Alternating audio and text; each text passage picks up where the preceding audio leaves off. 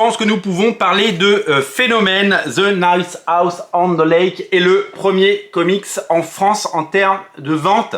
C'est absolument fabuleux et il faut souligner ce type de succès. Quand la qualité rencontre le succès, eh bien, il faut le dire, quand un comics arrive à se hisser dans le top 200 des ventes de bande dessinée en France et arrive à faire un succès au-delà de ce microcosme que nous sommes des lecteurs de comics, je vous rappelle qu'un omnibus c'est environ 1000 exemplaires, je vous rappelle que un Deluxe Spider-Man par exemple c'est maximum 2000 exemplaires, nous parlons d'une petite communauté dynamique, active et passionnée de lecteurs de comics. Quand un comics arrive à dépasser plusieurs milliers d'exemplaires et que il s'inscrit dans la continuité et dans la durée surtout pour pouvoir faire un succès pendant longtemps et s'asseoir sur une jolie place, eh bien il faut le signaler. Urban a eu raison, Urban Comics a eu raison de créer la collection Urban, cette collection que j'adore, vraiment je l'adore parce qu'elle met en valeur le travail.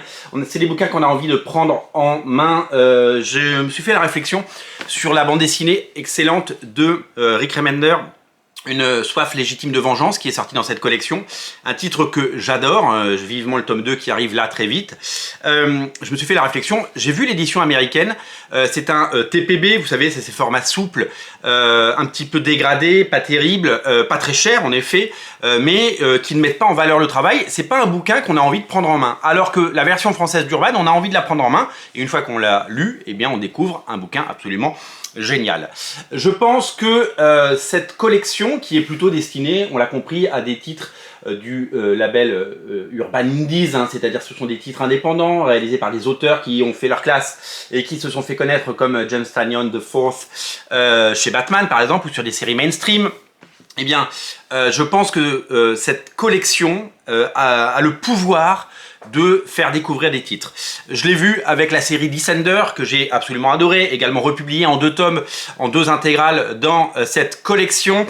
Descender, c'est un bouquin que je voulais lire depuis longtemps, mais cette édition petit format comics, format 100% Panini, ça me plaisait pas trop. C'est vraiment un truc, je me disais, il manque quelque chose. Et quand j'ai découvert les intégrales, je suis non seulement tombé amoureux du livre, mais aussi de l'histoire, et je l'ai lu parce que ce sont des grandes pages, parce que c'est un plaisir et un confort de lecture, et que ça met en valeur le travail des auteurs. Véritablement, cette collection, j'espère qu'elle est là pour durer. Urban a déjà eu des succès avec cette collection. On en a parlé l'année dernière, Layla Starr a été un phénomène.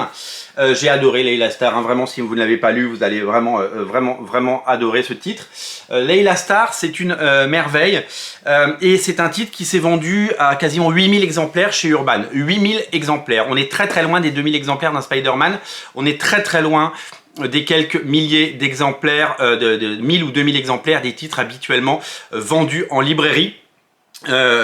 C'est un phénomène et ça a réussi à toucher un autre public. Donc le pari à ce titre est réussi. Le pari d'Urban, la collection Urban, c'était de faire en sorte que ces comics sortent du rayon comics. Vous savez, si vous entrez dans une librairie classique, une librairie de centre-ville, qui a des romans, qui a des livres photos, qui a des mangas, qui a des essais, qui a des biographies, qui a tous les classiques de Victor Hugo au Petit Prince, eh bien, sachez-le, le rayon comics c'est souvent une petite étagère, c'est souvent un petit peu dans le coin, c'est souvent un petit peu là où il n'y a pas trop de lumière.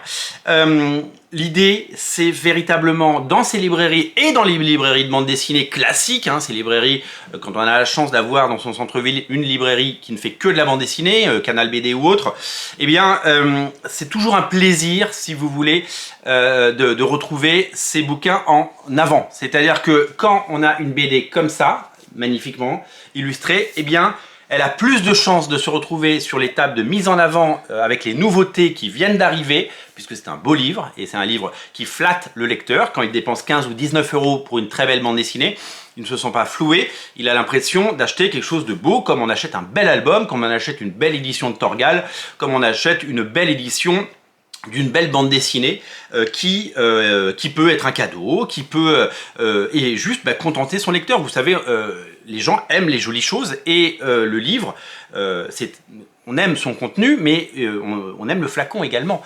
On aime le contenant. On a besoin que ce soit joli, et parce qu'on est aussi des collectionneurs et qu'on aime l'objet, on aime les objets, on a toujours aimé ça, et on peut pas dénigrer ce côté du livre. Donc quand on a un bon livre et qu'en plus le flacon est beau, et ben forcément ça match, et ça match. Alors je dis pas que tous les titres urbains ont marché, parce que j'ai pas assez d'informations pour affirmer ça, mais je sais juste que il y a énormément il y a plus de chances pour un titre, une fois qu'il est proposé dans cette belle collection, il a plus de chances de marcher. Alors c'est pas la première fois hein, que des éditeurs agrandissent le format et essayent de proposer ça, hein. Le Dark Knight chez Zenda, c'était Zenda, c'est ça à l'époque, eh bien ils avaient tenté ces choses-là. Il y a des éditions de Authority chez Soleil, alors Authority c'est du super-héros, donc ça c'est super clivant. Il y a des gens, ils ne mettent pas la main sur du super-héros parce que c'est sale et qu'ils veulent pas y toucher. Mais Authority était sorti comme ça, Planetary également chez Soleil, au début des années 2000.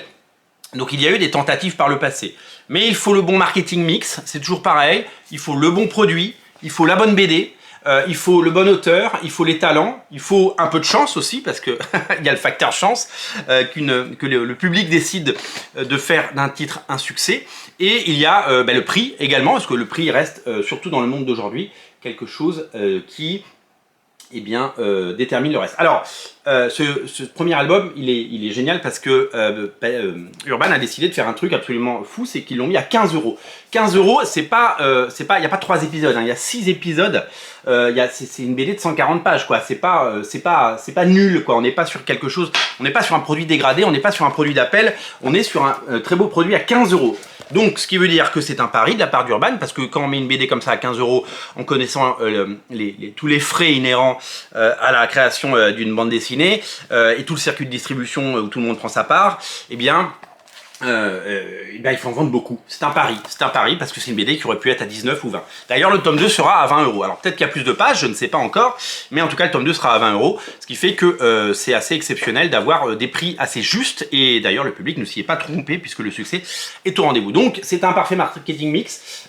Cette collection aurait pu ne pas marcher. Il y a certains titres qui fonctionnent, et il y a certains titres qui ne fonctionnent pas. Enfin, j'ai pas vu, c'est pas qu'ils fonctionnent pas, mais qui ne fonctionnent pas à ce niveau. Alors, où est-ce qu'on en est sur ces titres-là? Je vous l'ai dit, en France, sur Layla Starr, on est environ à 8000 exemplaires, ce qui est un très beau succès, et je pense que ça continue à se vendre, et je pense que, même si ça n'apparaît pas dans le classement, eh bien Panini en vend plusieurs centaines. Panini. Urban en vend quelques centaines toutes les semaines, et si vous en vendez 200 par semaine sur 50 semaines, ça fait quand même à la fin de l'année des chiffres assez intéressants. Donc c'est un titre qui peut aller frôler les 10 000, 12 000, 15 000 exemplaires, et ce sera un succès, parce qu'il ne faut jamais oublier que il y a des titres qui marchent dès le départ, quand on voit les sorties des grosses bandes dessinées, des Astérix, des Arabes du futur et des choses comme ça. Eh bien, il y a des très grosses ventes, mais en fait, les ventes, elles se lissent sur l'année, c'est-à-dire que, ouais, ça fait une première semaine de dingue, une deuxième semaine de dingue, on reste dans le top 10 pendant des semaines, et après on passe dans le top 50, dans le top 100, mais c'est des titres qui continuent à se vendre à 5, 6, 7 000 exemplaires par semaine, et qui après se vendent à 1000, 1200, 1300, 1500 exemplaires par semaine, pendant 50 semaines, pendant 200 semaines, etc. Et à la fin, quand on fait le calcul, quand on fait le cumul, on se dit, waouh, ça fait des jolis chiffres. Donc, faut pas oublier que la vie d'un livre, c'est pas que ces deux premières semaines, hein, c'est vraiment, et qu'on a très peu d'informations et de visibilité, évidemment, sur le reste de la carrière d'un livre, à part quand les éditeurs décident de communiquer sur des gros chiffres de vente, ou que, à l'occasion d'Angoulême, vous le savez, chaque année, nous avons droit à des on a droit à quelques chiffres, des gros chiffres, hein, ça parle du Monde sans fin de John Covici qui s'est vendu à plus de 700 000 exemplaires, des choses comme ça, quoi. Là, on est sur des grosses annonces pour montrer et pour faire un effet boule de neige, parce que les gens aiment le succès, et c'est comme les restos, hein, vous passez devant un resto qui est vide, vous entrez pas, vous passez dans un resto où il y a déjà des tables occupées, vous dites ça a l'air pas mal, et vous rentrez. C'est pareil, quand on vous dit ça marche, et bien les gens l'achètent. Quand tout le monde va voir un film au cinéma comme Avatar 2, et bien ça a créé un effet boule de neige en disant si tout le monde y va, c'est que c'est bien, et donc je vais y aller aussi. The Nice House on the Lake, on est aujourd'hui sur une très belle tendance. C'est donc le comics en album, parce qu'il y a aussi des comics, vous le savez, qui sortent au format nomade, mais en album c'est le premier des ventes, et ça fait du bien de voir un comics Surtout que c'est un chef-d'œuvre, que je vous en ai parlé, je vous invite à regarder la vidéo que je lui ai dédiée. Et c'est un chef-d'œuvre absolu. On en est au bout de 2 semaines et demie, donc c'est les chiffres à 2 semaines et demie, il y a plus de 3300 exemplaires. Même Urban a communiqué, non pas sur des chiffres, mais en disant qu'ils ont parlé de plusieurs milliers de lecteurs sur leurs réseaux sociaux. Et donc il y a un véritable intérêt et un engouement, ce qui fait que la presse va continuer à en parler, ce qui veut dire que moi je continue à en parler et je continue à pousser ce titre, à vous le présenter et à vous, j'espère, donner envie de le prendre et notamment de le prendre chez nous. Où est-ce qu'on en est des ventes? Je suis allé voir les ventes. Layla Starr, j'ai regardé. On l'a poussé, on a fait plusieurs vidéos, il était dans notre sélection d'été, c'est un titre que j'ai adoré, on en a vendu une petite cinquantaine, 48. Et je suis assez fier parce que je l'ai poussé et que je considère que c'est un bon titre, en sachant que les rééditions ou les titres de Jonathan Hickman, par exemple, East of West ou Decorum, on n'en a pas vendu 48, on en a vendu une dizaine. Voilà. Où est-ce qu'on en est sur ce titre qu'on met en avant depuis peu, mais qu'on soutient, et je sais qu'il est également proposé beaucoup en boutique et que les vendeurs défendent ce titre et vous le présentent. Eh bien, j'ai regardé ce matin, on en était à 18 exemplaires, ce qui est un très bon début, c'est encourageant et j'espère qu'on va arriver au moins au même niveau que Layla Starr et j'espère pouvoir vous convaincre de découvrir et lire ce titre parce que il est quand même super chouette. Vraiment, vous allez prendre votre pied, c'est une histoire absolument géniale. Regardez ma vidéo sur ce titre, j'en ai parlé en long, en large, en travers. Le dessin est flamboyant, l'histoire est incroyable, la narration, le storytelling, la structure du récit va vous emporter. C'est brillantissime, c'est du très haut de gamme et c'est tout simplement fabuleux. Voilà, je vous invite clairement à découvrir ce titre qui s'appelle The Nice House on the Lake. C'est un succès de librairie, c'est mérité et c'est que le début. Voilà, il est à retrouver dans le lien dans le descriptif de la vidéo. Faites-vous plaisir les amis, salut.